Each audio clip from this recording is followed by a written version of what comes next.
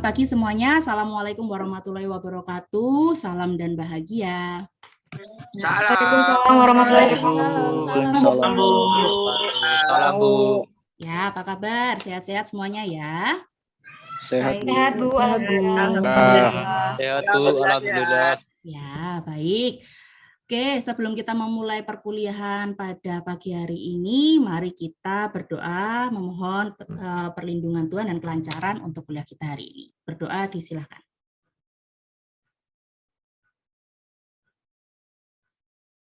Selesai, cukup. Oke, hari ini kita akan melanjutkan materi etika bisnis ya, dan hari ini akan ada banyak topik yang menarik. Tapi sebelum itu coba kita mau review dulu. Saya mau tanya dulu, kira-kira masih ingat tidak materi sebelumnya etika bisnis membahas apa saja? Yuk. Ada definisi etika. Oke. Ada hakikat etika, lalu ada definisi moral, ruang lingkup etika, dan juga tujuan etika. Baik. Saya mau review sebentar supaya kita refresh lagi ya tentang materi yang sudah disampaikan di pertemuan yang lalu. Definisi etika, siapa yang masih ingat definisi dari etika itu apa? Silakan raise hand. Oke. Laili, coba mana Laili? Silakan Laili. Izin menjawab Bu, perkenalkan nama saya Laili Rahmawati. Izin menjawab mengenai apa sih itu etika. Ya. Menurut saya etika itu suatu ilmu tentang adat istiadat yang baik, Ibu. Kemudian tidak hanya adat aja, namun kebiasaan, watak, akhlak, sikap, perasaan, dan cara berpikir suatu manusia, Ibu. Oke, that's good. Kita lanjut ke hakikat etika. Terima kasih Laili. Siapa yang masih ingat hakikat etika itu apa aja? Oke, ada Dimas. Silakan Dimas. Izin untuk menjawab Bu. Sebelumnya perkenalkan, nama saya Dimas Tri Kurniawan. Ya. Jadi hakikat etika itu merupakan suatu kebiasaan atau pola pikir yang dianut oleh suatu kelompok atau masyarakat atau pola tindakan yang dijunjung tinggi dan juga dipertahankan oleh masyarakat tersebut. Terima kasih. Ya, bagus ya, masih mengingat dengan jelas. Nah, yang namanya etika dan moral itu kan saling berkaitan satu sama lain ya. Tetapi pasti ada sedikit dong beda-beda definisinya. Coba ada yang bisa mendefinisikan moral itu apa? Siapa yang bisa mendefinisikan? Oke, Laili lagi. Apa Laili kira-kira? Mungkin bisa sedikit saya tambahkan. Moral itu menurut saya ada kebiasaan yang baik atau suatu ajaran tentang baik atau buruknya suatu perbuatan atau perilaku, kemudian akhlak juga, kewajiban, dan lain sebagainya, Ibu. Oke, bagus. Berarti memang betul ya, antara definisi etika dan definisi moral memang itu saling berkaitan erat satu sama lain. Tidak bisa dipisahkan, karena di dalam etika juga ada nilai-nilai moral, dan di dalam moral itu sendiri juga ada nilai-nilai etika. Oke, bagus.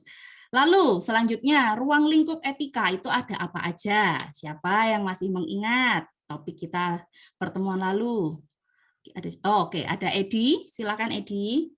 Izin untuk menjawab Bu. Jadi ruang lingkup etika bisnis itu ada beberapa, yaitu yang pertama adalah deskriptif, praktis, individual, dan sosial. Oke, ya. Ada beberapa ruang lingkup etika yang memang kita bahas di situ ya. Lalu, terima kasih Edi. Ada tujuan etika ya. Ini adalah topik terakhir di pertemuan minggu lalu yang sudah kita bahas. Kira-kira tujuan etika itu apa saja? Siapa yang bisa mereview di sini? Oke, ada Regina. Ya, silakan Regina. Izin menjawab, Bu. Monggo. Seperti yang sudah Ibu jelaskan tadi, jika etika tidak bisa dilepaskan atau terlepas dari moral itu sendiri. Etika menurut saya adalah pemahaman dasar tentang moralitas sebagai manusia. Oke. Etika membantu kita dalam menentukan sikap yang tepat saat menghadapi atau terjadinya nilai konflik atau konflik nilai. Yes. Menurut saya, setiap orang perlu bermoral dimanapun dan kapanpun kita berada untuk menjaga keseimbangan sosial di masyarakat. Iya, bagus sekali. Jadi review minggu lalu memang kita lebih banyak kepada pemahaman dasar tentang etika itu apa, hakikatnya, nilai-nilainya, moralnya seperti apa, ruang lingkup dari etika itu bagaimana, apa saja, dan juga sampai pada tujuan etika itu sendiri apa saja. Oke, ini sudah cukup dipahami dengan baik ya. Maka hari ini kita akan melengkapi materi yang sudah ada dengan materi-materi lain yang untuk memperkuat teori-teori kita di bisnis dan etika. Oke, karena kita sekarang sudah masuk di dalam dunia modern, ada 5 sudut pandang ya yang digunakan dalam bisnis dan etika. Yang pertama adalah sudut pandang ekonomi, yang kedua sudut pandang moral, yang ketiga adalah sudut pandang hukum, kemudian ada hati nurani, dan juga ada kaidah emas. Ya, oke, kita berangkat dari sudut pandang ekonomi dulu. Sudut pandang ekonomi adalah segala sesuatu yang berhubungan dengan bisnis. Ini ya, kita garis bawahi di dalam bisnisnya ini sendiri. Pasti tujuannya adalah untuk mendatangkan pundi-pundi ekonomi atau mendatangkan profit atau keuntungan semaksimal mungkin. Gitu ya. Jadi memang nilai atau sudut pandang ekonomi ini di dalam dunia bisnis itu tidak terbantahkan atau ini sudah tidak bisa dipungkiri lagi. Orang yang mau berbisnis pasti menginginkan adanya tujuan perbaikan ekonomi dalam situasinya. Begitu ya. Jadi orang bisnis itu pasti ada sudut pandang ekonomi. Sampai sini paham ya? Oke. Nah, selain sudut pandang ekonomi, itu juga diingatkan dalam teori ini, dalam buku ini, juga diingatkan bahwa kalau Anda itu ingin berbisnis atau mendirikan bisnis, jangan lupa ada moral yang harus dijunjung tinggi. Ada moral yang harus dihidupi. Tidak hanya sekedar mendapatkan keuntungan ekonomis, tetapi juga ada nilai-nilai moral yang digunakan dalam praktek bisnis itu sendiri. Bagaimana Ibu? Itu contohnya. Artinya begini.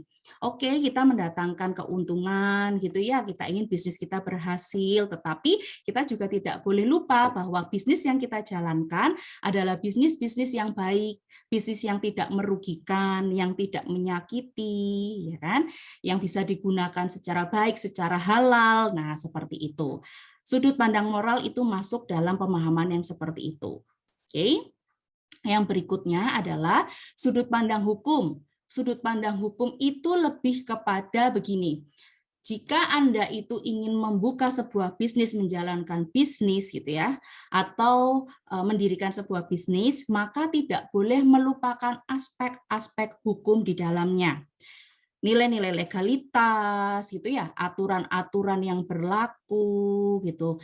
Lalu sudah berbadan hukum atau belum gitu. Harus mengetahui undang-undang yang berlaku di seputar bisnis yang Anda jalankan seperti itu. Karena memang ini tidak boleh dilupakan gitu ya.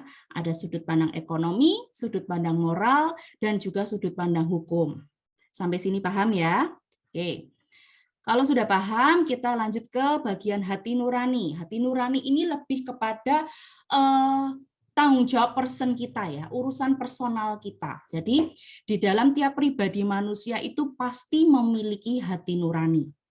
Persoalannya adalah tinggal kita itu mau mendengarkan atau tidak. Pasti Anda semua pernah dong merasakan situasi yang sulit dihadapkan pada pilihan A atau pilihan B gitu kan. Pilihan yang baik atau yang sebenarnya itu tidak baik Anda tahu tapi Anda jalankan, ya tahu? Pernah kan seperti itu. Nah, hati nurani di sini ini sebenarnya mengingatkan kita kepada ayo kita menjalankan bisnis secara etis gitu. Ayo kita berperilaku dengan baik. Ayo dengarkan hatimu, dengarkan hati nuranimu supaya kamu bisa menjalankan perbuatan yang baik, yang tidak menyakiti, yang tidak merugikan, gitu kan. Nah, sebenarnya hati nurani itu lebih mendukung kepada sudut pandang moral itu sendiri. Oke. Nah, lalu ada sudut pandang lagi yaitu di kaidah emas. Kaidah emas ini adalah sebuah kiasan, maksudnya adalah begini. Kalau Anda itu ingin diperlakukan baik oleh orang lain gitu ya, maka pasti dong Anda juga ingin memperlakukan diri Anda dengan baik. Artinya begini, kalau saya itu ingin orang lain itu menghormati saya, gitu ya, maka saya juga harus menghormati orang lain. Kalau saya itu tidak ingin dirugikan oleh orang lain, maka saya pun tidak boleh merugikan. Nah, intinya tuh di situ. Kaidah emas itu seperti apa ya? Intinya itu kita memperlakukan orang lain sebagaimana kita juga ingin diperlakukan. Kalau kita ingin diperlakukan baik, maka kita juga harus memperlakukan orang lain secara baik. Gitu, kurang lebih ya. Ini diingat-ingat bahwa ada sudut pandang ekonomi, sudut pandang moral, sudut pandang hukum, hati nurani, dan kaidah emas yang melatar belakangi dari bisnis dan etika dalam dunia modern. Oke, sudah paham? Kalau sudah, kita lanjut ke topik berikutnya. Nah, di dalam topik kita hari ini, selain ada beberapa sudut pandang yang sudah disampaikan tadi, ada juga teori-teori yang digunakan dalam mata kuliah etika bisnis ini sendiri. Yang pertama adalah teleologi, utilitarianisme, teori deontologi, teori hak, dan juga teori kebahagiaan, serta teori keutamaan. Ya, ada beberapa teori ini, nanti Anda bisa catat supaya tetap ingat ya, supaya nanti kalau setelah ini kita ada kuis bisa menjawab dengan baik. Oke, kita berangkat dari teori teleologi. Teleologi itu berasal dari bahasa Yunani ya. Jadi memang rata-rata teori-teori yang digunakan dalam mata kuliah etika bisnis atau pemahaman etika itu sendiri memang banyak yang lahir dari peradaban zaman Yunani kuno. Ya. Nah, teleologi ini dia memiliki arti sebagai tujuan, ya. Tujuan. Jadi, untuk mengukur baik buruknya sebuah tindakan itu berdasarkan tujuan yang akan dicapai. Gitu ya. Nah, ada dua aliran di dalam teori teleologi ini tadi. Ada egoisme etis dan juga ada utilitarianisme. Kalau egoisme etis, intinya adalah ini tindakan dari setiap pribadi kita yang bertujuan untuk mengejar kepentingan pribadi dan memajukan diri kita sendiri. Oke, sampai sini paham? Nah, melihat atau merujuk pada teori ini tadi, kira-kira ada yang bisa memberi contoh enggak? Yang konkret, yang real dengan kita. Egoisme etis, ini kan berarti berangkat dari diri kita sendiri ya. Intinya adalah untuk bertujuan untuk mengejar kepentingan pribadi. Coba siapa yang bisa memberi contoh? Oke, Denny. Silakan Denny. Terima kasih atas kesempatannya, Bu. Perkenalkan, nama saya Denny Chandra. Izin menjawab. Contohnya mungkin adalah seperti kita berusaha keras untuk bekerja, untuk mengejar posisi tertinggi dalam sebuah pekerjaan. Sekian, Bu. Oke ya, itu bagus ya. Artinya memang dalam dirinya Denny itu punya dorongan kuat. Saya harus memiliki posisi yang baik di dalam perusahaan, sebisa mungkin harus posisi tertinggi karena saya tujuan untuk mengejar kepentingan pribadi saya nih, untuk kemajuan diri saya. Nggak apa-apa gitu ya. Karena memang itu adalah implementasi dari teori egoisme etis. Gitu ya, bisa dipahami oleh yang lain juga ya.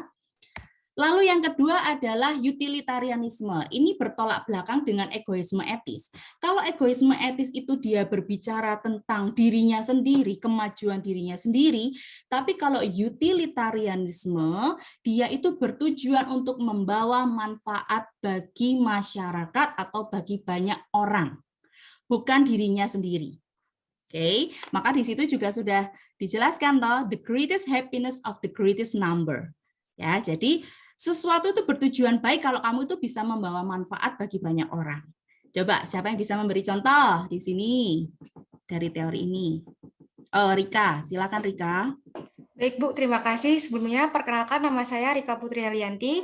Setahu saya itu ketika semisal saya membangun sebuah koperasi yang ada di lingkungan saya, itu yang berguna untuk membantu masyarakat luas yang mengalami kesulitan keuangan. Oke, itu juga bisa. Artinya Rika itu punya inisiatif untuk mendirikan sebuah koperasi gitu ya maksudnya Kak ya.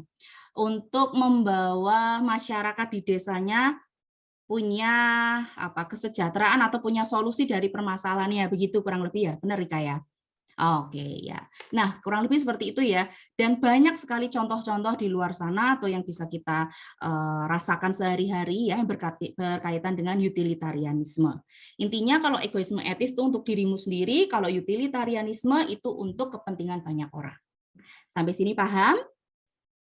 Oke, kita lanjutkan ya. Lalu ada deontologi. Ini juga teori yang sangat populer dan juga teori yang sudah bisa masuk dan digunakan atau dihidupi oleh banyak agama di sekitar kita. Ya, artinya itu adalah kewajiban. Deontologi, bahasa Yunani deon, yang artinya adalah kewajiban.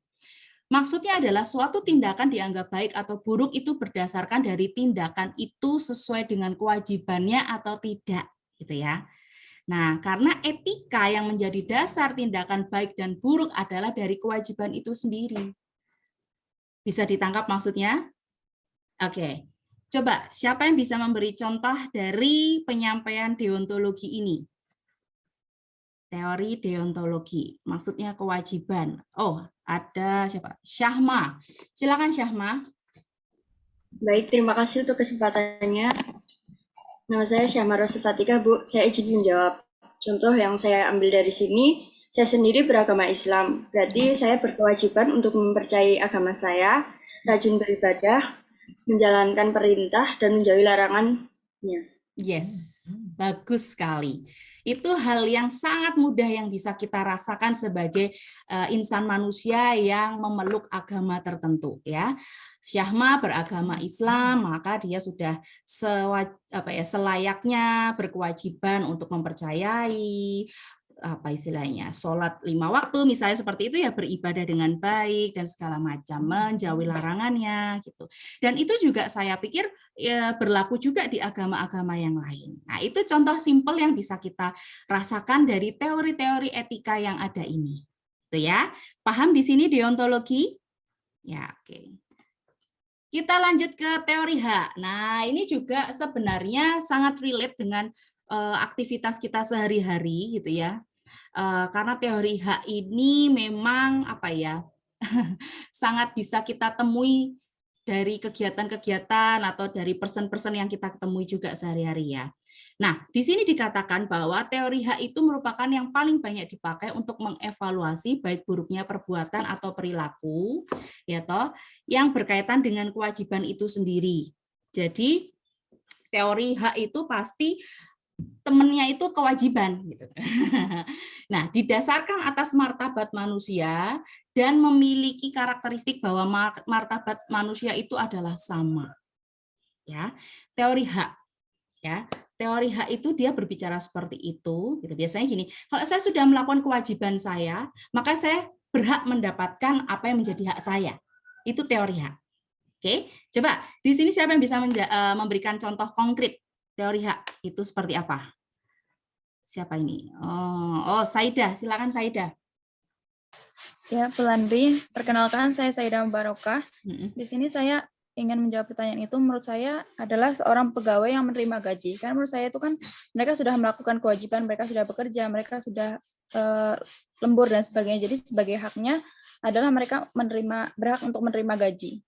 Oke, karena dia sudah bekerja, ibarat kita nih, besok ketika kalian sudah lulus gitu ya, lalu kalian bekerja di sebuah instansi gitu ya, atau kalian berwirausaha gitu ya, ibaratnya misalnya. Nah, kalian sudah melakukan pekerjaan itu, kalian sudah bertanggung jawab, kalian sudah berkewajiban dengan job desk kalian gitu ya, maka di setiap tanggal tertentu tiap bulannya kalian berhak mendapatkan gaji, atau kalian berhak mendapatkan fasilitas yang baik dari perusahaan, misalnya fasilitas kesehatan, keselamatan kerja, begitu ya. Nah, itu berkaitan dengan teori hak, gitu ya. Kalau kalian misalnya sudah mengerjakan tugas dengan tepat waktu, kuliah datang tepat waktu, maka kalian juga berhak mendapatkan kesempatan mendapat nilai baik. Kan gitu, simpelnya ya. Oke, di sini bisa dipahami teori hak ya, sangat mudah sekali. Oke, kita masuk ke relativisme etika. Ini juga teori yang sangat menarik bagi saya ya. Karena memang ini highlight-nya adalah depends on atau tergantung pada. Jadi dikatakan baik atau buruknya sebuah teori, sebuah fenomena, sebuah kejadian gitu ya. Itu tergantung kepada siapa, di mana, bagaimana, berkaitan dengan apa. Nah, seperti itu. Maksudnya relativisme etika itu seperti itu, ya. Bahwa segala sesuatu itu tidak mutlak. Bersifat tidak mutlak mulai dari mau pengetahuannya ataupun prinsipnya gitu ya. Contohnya gini, saya berikan contoh bahwa teori relativisme etika itu yang paling gampang itu begini. Ada sebuah suku di India namanya suku Kalasya gitu ya, yang ketika menghormati leluhur atau menghormati keluarga yang sudah meninggal itu dengan cara memakan tubuh mereka. Nah, tentunya, ya kaget kan? Nah, tentunya teori ini tidak berlaku di masyarakat Indonesia yang memiliki budaya ketika ada yang meninggal, itu pasti dikubur, gitu kan? Dikebumikan, seperti itu kan. Nah, teori ini juga bertentangan, gitu kan, dengan pemahaman teori-teori yang ada di zaman Yunani kuno. Di zaman Yunani kuno kan caranya adalah membakar gitu ya, membakar tubuhnya itu. Sama dengan saudara-saudara kita yang ada di Bali gitu ya, pernah dengar upacara ngaben. Nah, itu kan itu dibakar ya. Kalau mungkin kalau di masyarakat yang lain itu dengan dikremasi gitu ya. Nah, bagi suku Kalasya, tindakan menguburkan atau mengkremasi atau mengabenkan atau dibakar untuk keluarga yang sudah meninggal, relasi yang sudah meninggal itu adalah tidak bermoral bagi mereka. Maka hal ini tidak bisa diperdebatkan, gitu ya. Begitu juga ketika kita tahu suku Kalasya itu menghormati leluhur sudah meninggal, saudara sudah meninggal, itu dengan dimakan, bagi kita juga kita tidak bisa menerima karena adanya perbedaan budaya, adanya perbedaan pengetahuan, adanya perbedaan prinsip. Gitu ya. Maka itu yang disebut dengan relativisme etika. Tidak bisa kita mengatakan suku Kalasya itu tidak etis ketika kita berada di sana. Karena itu sudah jadi budayanya mereka. Mereka juga tidak bisa mengatakan kita sebagai masyarakat Indonesia yang mengkebumikan orang yang sudah meninggal itu sesuatu yang tidak etis. Nah, itu tadi makanya relativisme etika. Gitu ya. Nah, paham ya sampai di sini ya. Tidak mutlak mau dari pengetahuan ataupun prinsip itu sendiri, ya. Nah, kita masuk ke teori hedonisme, ya. Hedon, kalian pasti pernah atau familiar atau sering banget dengar istilah hedon kan? Hedon itu gimana sih? Coba Syahma. Kira-kira hedon pernah dengar ya istilah hedon ya? Pernah, Bu. Pernah ya. Pasti kan yang berkaitan dengan kegembiraan, kenikmatan, foya-foya gitu kan ya? Kalian pasti dengarnya seperti itu kan ya? Nah, tapi sering dong ngomong sama temannya, oh hedon gitu kan. Nah, hedonisme ini juga ternyata teori yang lahir dari zaman peradaban Yunani kuno loh. Ya, artinya adalah nikmat atau kegembiraan. Teori ini menghidupi sebuah prinsip hidup, yaitu carilah nikmat dan hindarilah rasa sakit.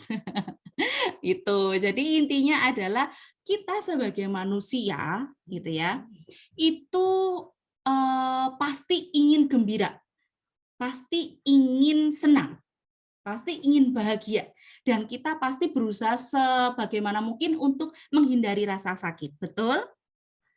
Nah, kurang lebih teori hedonisme itu seperti itu.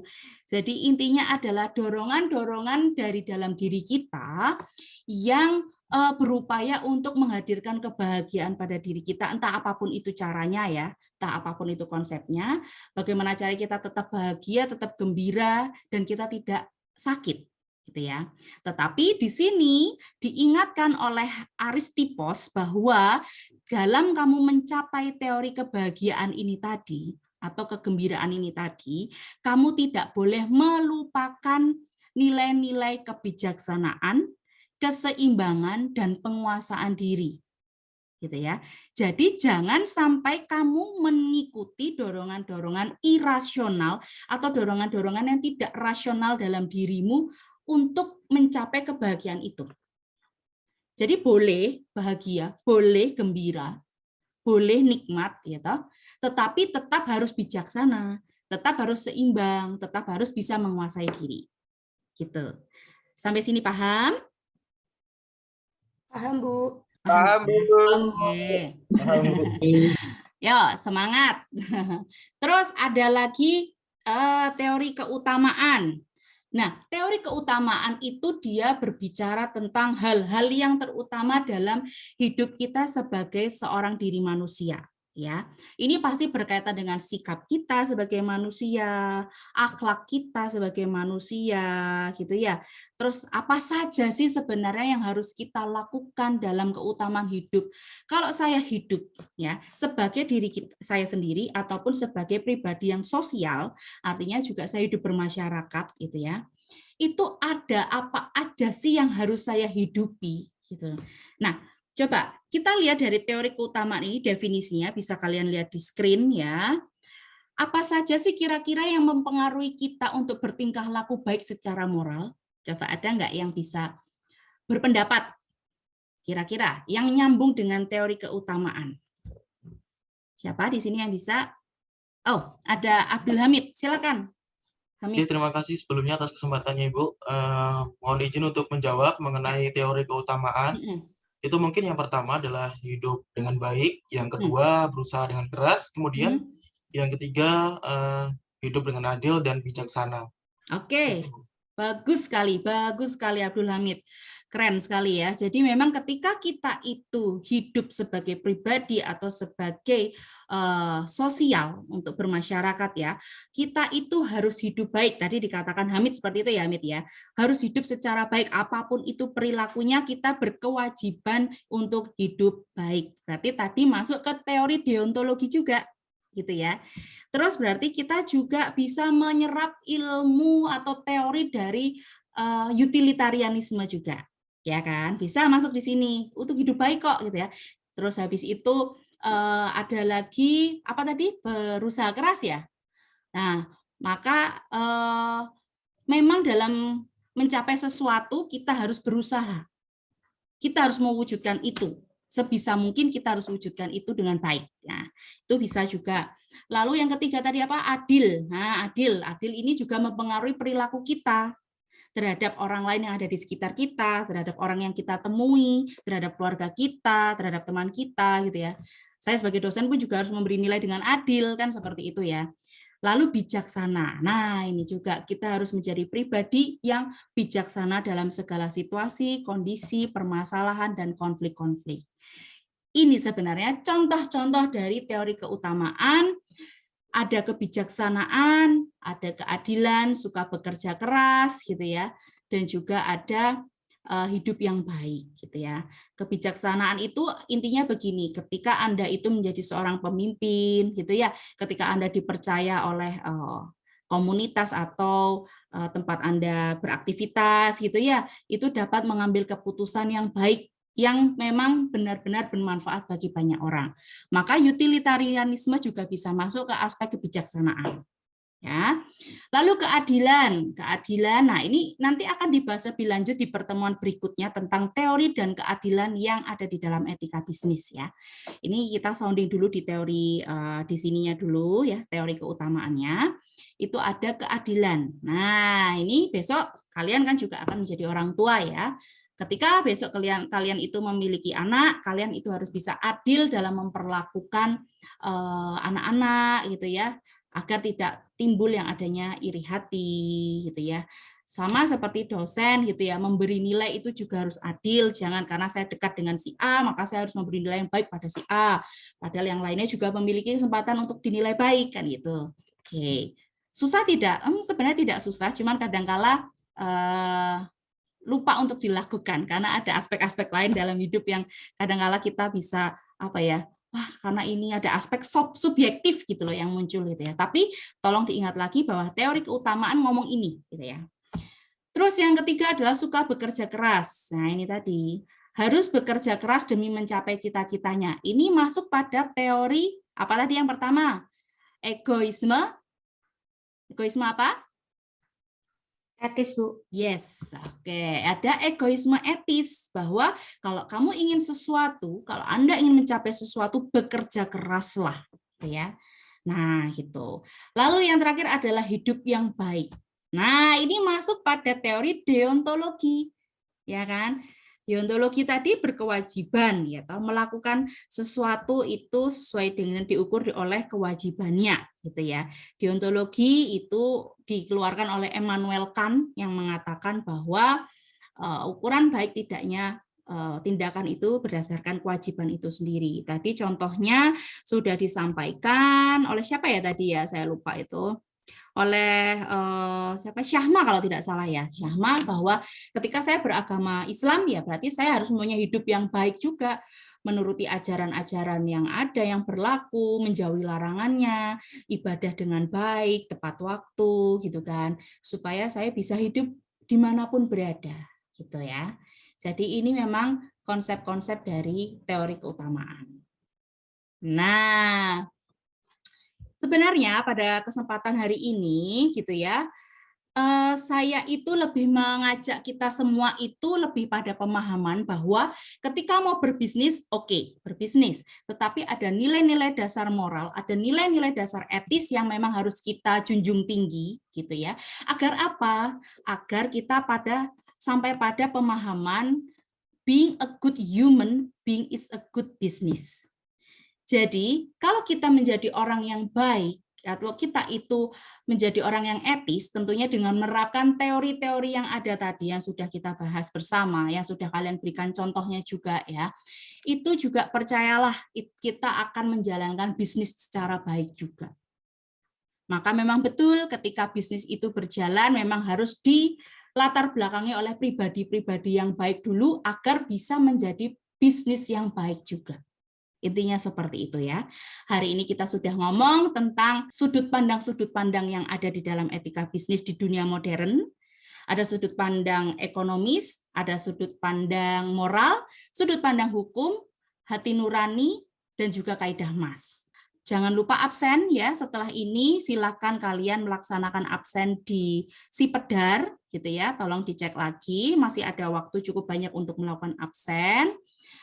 Saya kira materi untuk hari ini sudah cukup ya, karena sudah banyak sekali, kalian sudah catat juga. Nanti untuk kuis akan saya share di portal akademik, nanti kalian cek, waktu pengerjaannya saya beri waktu 1 jam, nanti dikumpulkan di portal juga, gitu ya, akan segera saya cek juga. Oke, cukup untuk materi hari ini, kita tutup dengan berdoa. Berdoa disilakan. Cukup, terima kasih.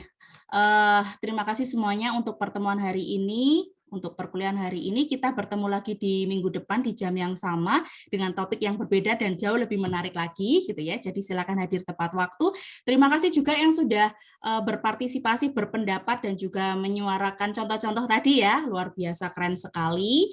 Kita ketemu lagi di pertemuan berikutnya. Terima kasih semuanya. Selamat pagi, salam dan bahagia.